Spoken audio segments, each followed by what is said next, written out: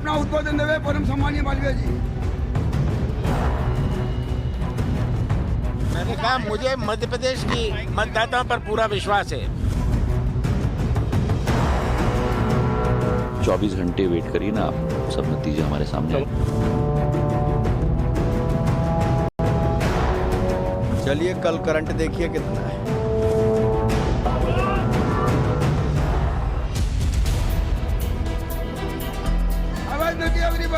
बड़ी बेचैनी है, लंबी रात काटे नहीं कटेगी, बेकरारी बाटे नहीं बटेगी। सियासी गलियारे में तो आज की रात बस रत जगा है। रविवार को 4 राज्यों में जब जनता के आदेश का पिटारा खुलेगा तो कौन सत्ता में सूरज बन चमकेगा और किसके हिस्से अंधेरी रात आएगी। बस इसी गणित में सारी रात जाएगी।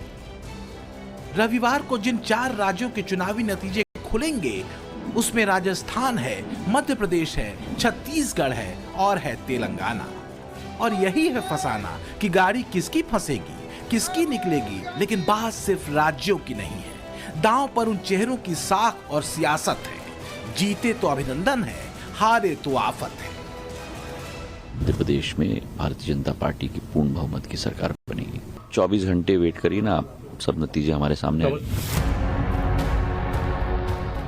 घंटों की बात नहीं, अब बात पलों की है और हर पल भारी है, खासकर उन चेहरों के लिए जिन पर पार्टी का दारोमदार बड़ा है। तो 4 राज्यों में कौन कौन से चेहरे हैं वो जरा एक नजर देखिए तो। मध्य प्रदेश में शिवराज हैं और सवाल है कि क्या वो सत्ता में बने रहेंगे। शिवराज के मुकाबले कमलनाथ हैं, सवाल इनके साथ है कि क्या कांग्रेस को वो सत्ता दिला पाएंगे। छत्तीसगढ़ में भूपेश बघेल का चेहरा है, सवाल गहरा है कि क्या गद्दी बरकरार रहेगी या फिर रमन सिंह की फिर से वापसी होगी। राजस्थान में वसुंधरा का क्या होगा, सीएम अशोक गहलोत क्या सिंहासन बचा पाएंगे। तेलंगाना में केसीआर की सोच जाएंगे और क्या ओवैसी अपना हैदराबादी किला बचा पाएंगे। और सबसे बड़ा सवाल और सबसे बड़ा दांव तो इस चेहरे पर है कि क्या बदले हुए राहुल गांधी एमपी, छत्तीसगढ़ से लेकर राजस्थान और तेलंगाना तक में कांग्रेस की किस्मत बदल पाएंगे। तो हाल दिल की क्या कहें, फिलहाल जो किलेबंदी है बात उसकी सुनिए। कांग्रेस चौहद्दी बांध चुकी है, ऑपरेशन लोटस वाला जुमला फिर उछला है। एग्जिट पोल के नतीजों के बाद फील्डिंग टाइट कर दी गई है। कांग्रेस के हेडक्वार्टर में क्या चल रहा है, पहले ये सुनिए। 2024 लोकसभा चुनाव से पहले 2023 के इन 5 राज्यों के विधानसभा चुनाव के नतीजे कांग्रेस पार्टी के लिए बेहद खास है। यही वजह है कि कांग्रेस जहां एक तरफ जीत के दावे कर रही है, वहीं ऑपरेशन लोटस के डर से अपने नेताओं को राज्यों में भेजकर उनकी तैनाती पुख्ता कर रही है। पार्टी को ऐसा लग रहा है कि ऑपरेशन लोटस से कांग्रेस का खेल खराब होगा। यही वजह है कि कमलनाथ, जो मध्य प्रदेश के पूर्व मुख्यमंत्री हैं, वो अपने कार्यकर्ताओं और नेताओं को काउंटिंग सेंटर पर रहने की बात कह रहे हैं। तो आबरा का डाबरा छू न हो जाए और ईवीएम के खुले पिटारे से विधायक उड़न छू न हो जाएं, इसलिए कांग्रेस की स्तंभन उच्चाटन के तंत्र से लेकर प्रदेशाटन तक की तैयारी है। 5 राज्यों के प्रभारियों को अपने अपने राज्यों में तैनात रहने के आदेश जारी कर दिए गए हैं। आला कमान के आदेश की चिट्ठी लेकर रणदीप सुरजेवाला भोपाल में हैं, सुखजिंदर सिंह रंधावा जयपुर में, अजय माकन छत्तीसगढ़ पहुंच चुके हैं और माणिकराव ठाकरे तेलंगाना कूच भी कर गए हैं। इतना ही नहीं, कांग्रेस ने अपने ऑब्जर्वर्स को 3 दिसंबर को चुनावी राज्यों में डेरा डाले रहने को कहा है। कर्नाटक में 2 रिसोर्ट कांग्रेस ने बुक कर दिया है। चॉपर और प्राइवेट जेट जो है उनको कहीं ना कहीं हायर किया गया है कि विधायकों को एक जगह से दूसरी जगह लाया जा सके। वहीं जो निर्दलीय विधायक अलग अलग राज्यों में जीतेंगे, खासकर राजस्थान में, क्योंकि निर्दलियों की संख्या ज्यादा जीतने की बताई जा रही है, वहां निर्दलियों से भी बातचीत की जा रही है। पार्टी को ये लग रहा है कि इन 5 राज्यों के नतीजों के बाद 2024 जो है वो कांग्रेस पार्टी के पक्ष में हो सकता है। आला कमान का फरमान ये भी है कि जैसे रिजल्ट आए वैसे ही सर्टिफिकेट लेकर कांग्रेस विधायक राज्य की राजधानी की तरफ कूच कर जाए। अब कांग्रेस की आशा कितनी है, कमलनाथ कितने आत्मविश्वास से भरे हैं और कमल वाले शिवराज मध्य प्रदेश के आने वाले नतीजों पर क्या कहते हैं वो भी सुनिए। सर आप कॉन्फिडेंट हैं? मैंने कहा मुझे मध्य प्रदेश की मतदाताओं पर पूरा विश्वास है। सर ये जो निर्दलीय और बागी है इनसे भी क्या बातचीत कर रही है? देखिए ये सब की आवश्यकता नहीं है। कॉन्फिडेंस और कॉन्फिडेंस में फर्क होता है। मैं आज कुछ नहीं कहता, कल सब सूरज की तरह साफ हो, सूरज के प्रकाश की तरह सब साफ हो जाएगा। समाज के हर वर्ग में भारतीय जनता पार्टी को अभूतपूर्व समर्थन मिला है और हम भारी बहुमत से यहाँ सरकार बनाने जा रहे हैं। चुनाव राज्य का, लक्ष्य राष्ट्र का, बात रोशनी की। कहा और माना यह जा रहा है कि मध्य प्रदेश और राजस्थान जैसे राज्यों में दांव पर इन चेहरों का राजनीतिक भविष्य भी है। 23 की जीत हार 2024 के तिलिस्म का प्रतिहार करेगी। इस दावे में क्या कोई दम है या कि ये सिर्फ भ्रम है, इसे आगे समझेंगे। फिलहाल तो अटकिए मध्य प्रदेश कांग्रेस मुख्यालय के बाहर टंगी इस होर्डिंग पर, जहां साथ और नाथ का काफिया मिला है। लिखा है जनता का देने साथ, फिर आ रहे हैं कमलनाथ। एग्जिट पोल्स कुछ भी कहें लेकिन कांग्रेस पूरी तरह से कॉन्फिडेंट है और मेरे पीछे जो आप पोस्टर देख रहे हैं वो कांग्रेस द्वारा लगाया गया है। कांग्रेस के नेता है, प्रवक्ता है अब्बास हफीज, उनके द्वारा लगाया गया है कि कांग्रेचुलेशंस, जनता का साथ देने के लिए कमलनाथ फिर से आ रहे हैं। बातचीत करते हैं कि इस कॉन्फिडेंस की वजह क्या है। अब्बास भाई क्या वजह है, आपने पोस्टर एक दिन पहले ही लगा दिया काउंटिंग? इस कॉन्फिडेंस की वजह सिर्फ और सिर्फ जनता का प्यार रहा, जो पिछले 2 महीने नहीं 3.5 साल हमने देखा जब से सरकार गिरी, और जनता ने अपने जनादेश को दोबारा पुनः स्थापित करने के लिए हमें वोट दिया है। मध्य प्रदेश में कांग्रेस ये मानकर बैठी है कि बीजेपी की 2018 वाली पटखनी का बदला लेने का मौका उसे इस बार मिलेगा। लेकिन कांग्रेसी पोस्टरों पर छपे प्रशस्ति गीतों पर मध्य प्रदेश के गृह मंत्री 20 साल का इतिहास बताते हैं।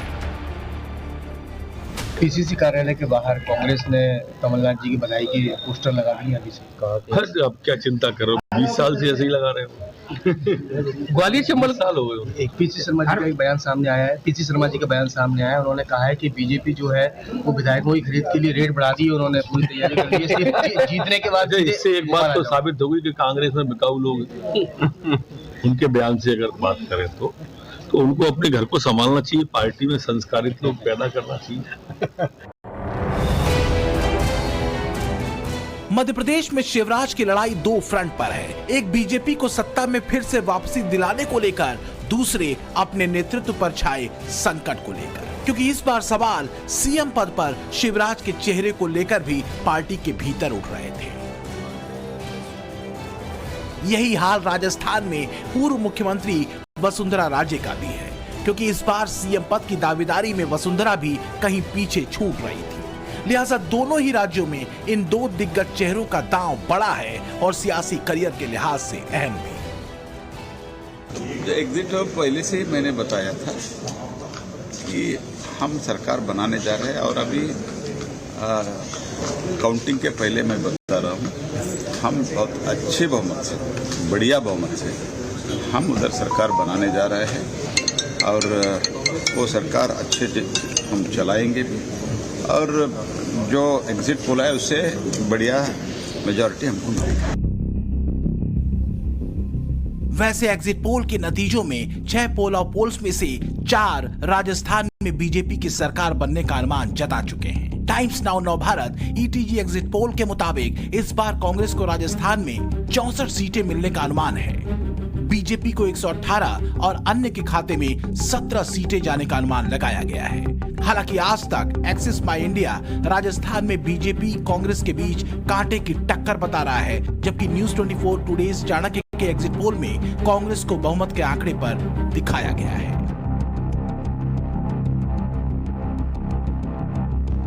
जनता का इंतजार खत्म होगा, अराजकता भ्रष्टाचार से छूट मिलेगी और राजस्थान की कांग्रेस की इस लूट वाली सरकार से अब मुक्ति मिलेगी। कांग्रेस का चेहरा बेनकाब हो चुका है। कल केवल नतीजे आने बाकी हैं और जनता जो एक अच्छी सरकार चाहती थी वो भारतीय जनता पार्टी बनाएगी। एग्जिट पोल के नतीजे ये भी बता चुके हैं कि जिन बड़े चेहरों पर बड़ा दांव है उनका मैदान जंग में रिपोर्ट कार्ड क्या है। छत्तीसगढ़ में बीजेपी के बड़े चेहरे और पूर्व मुख्यमंत्री रमन सिंह का राजनांदगांव में चुनाव जीतने का अनुमान है। सीएम भूपेश बघेल भी पाटन से चुनाव जीत सकते हैं। बुधनी में एमपी के सीएम शिवराज सिंह चौहान चुनाव जीत सकते हैं। छिंदवाड़ा में कांग्रेस नेता कमलनाथ के लिए भी हरी झंडी दिखाई दे रही है। राजस्थान में वसुंधरा राजे झालरापाटन से चुनाव जीतती नजर आ रही हैं। तो वहीं अशोक गहलोत के भी सरदारपुरा से चुनावी विजय के संकेत एग्जिट पोल ने दिए हैं। लेकिन इन चेहरों के लिए सिर्फ अपनी जीत भर काफी नहीं है, बल्कि चुनौती सत्ता में आने या सत्ता बरकरार रखने की भी है। 55 से नीचे तो नहीं होना चाहिए, 60 प्लस माइनस। और यहाँ छत्तीसगढ़ में अगर आप देखें तो न्यूनतम एक वोट शेयर दोनों पार्टियों का है, चाहे वो लोकसभा हो चाहे वो विधानसभा हो, और 10% के आसपास फ्लोटिंग वोट शेयर रहता है, वो जिसको चले जाए। लेकिन तेलंगाना में क्या होगा? क्या कर्नाटक का दुर्ग गंवाने वाली बीजेपी तेलंगाना में कोई बड़ा उलटफेर कर देगी? चिंता केसीआर और भाईजान ओवैसी की भी कम नहीं है, क्योंकि इस बार के एग्जिट पोल में तेलंगाना में कांग्रेस की विजय का संकेत मिल रहा है। उत्साही कांग्रेसी तो तेलंगाना कांग्रेस के अध्यक्ष ए रेवंत रेड्डी के सीएम बनने वाला नारा भी जपने लगे। Definitely Congress will come power in Telangana and also Rajasthan, Chhattisgarh, even Madhya Pradesh also. नतीजे जो भी आए, पर सवाल अब भी यही है कि क्या इन नतीजों को 2024 के लोकसभा चुनावों का लिटमस टेस्ट कहा जाए? क्या 3 दिसंबर को आने वाले 4 राज्यों के चुनाव परिणाम 24 की सियासी लहर का खाका खींचेंगे? इसे समझने के लिए 2018 में इन 4 राज्यों के नतीजों और इन राज्यों में 2019 के लोकसभा चुनावों के परिणामों को देखना होगा।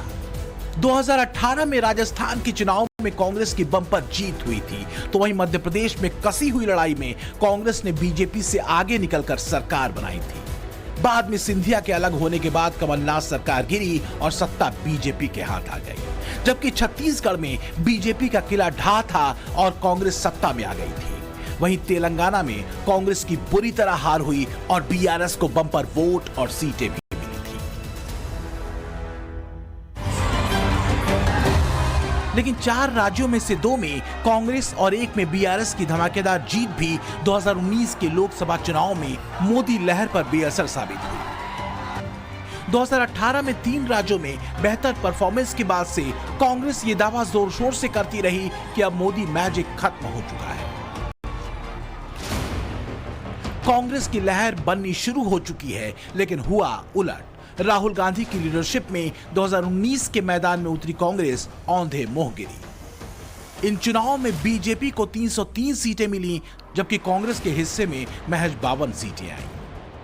यही वजह है कि 4 राज्यों के नतीजों से 2024 के सियासी तापमान को नापना सही नहीं कहा जा सकता। 2019 में मध्य प्रदेश में कांग्रेस की बढ़त, राजस्थान में गहलोत की बम्पर जीत, छत्तीसगढ़ में शानदार परफॉर्मेंस के बावजूद कांग्रेस को 2019 के लोकसभा चुनाव में इन 4 राज्यों में बड़ा झटका मिला। मध्य प्रदेश में बीजेपी को 29 लोकसभा सीटों में से 28 सीटें मिली थी और वोट शेयर 58% का था। इसके मुकाबले कांग्रेस को महज 1 सीट मिली और 34% वोट मिले। इसी तरह छत्तीसगढ़ में बीजेपी को लोकसभा की 11 सीटों में से 9 सीटें मिली। 50% वोटर्स ने मोदी के नेतृत्व में भरोसा जताया, तो वहीं कांग्रेस को महज 2 सीट मिली और 40% वोट मिले।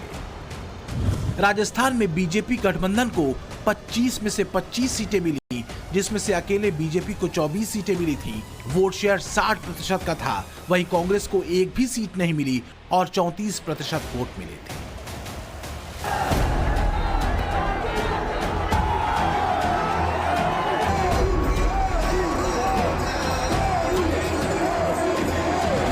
हालांकि 2023 के 4 राज्यों के चुनावी परिणाम वास्तव में 24 के आईने में उतार कर पढ़े, पढ़ाए, देखे और दिखाए जाएंगे, ये तय है। अगर ब्रांड मोदी को हर चुनावी नतीजों में विपक्ष आंकता रहा है तो फिर इसमें भी कोई शक नहीं कि 2019 के बाद 2024 के नतीजे वास्तव में कांग्रेस के बड़े चेहरे की लीडरशिप के लिए भी एक कसौटी होंगे। हाँ, 3 दिसंबर को आने वाले नतीजे ये जरूर बताएंगे कि मोदी के खिलाफ बने इंडी गठबंधन में कांग्रेस की हैसियत और भूमिका क्या होगी। ब्यूरो रिपोर्ट, टाइम्स नाउ, नव भारत।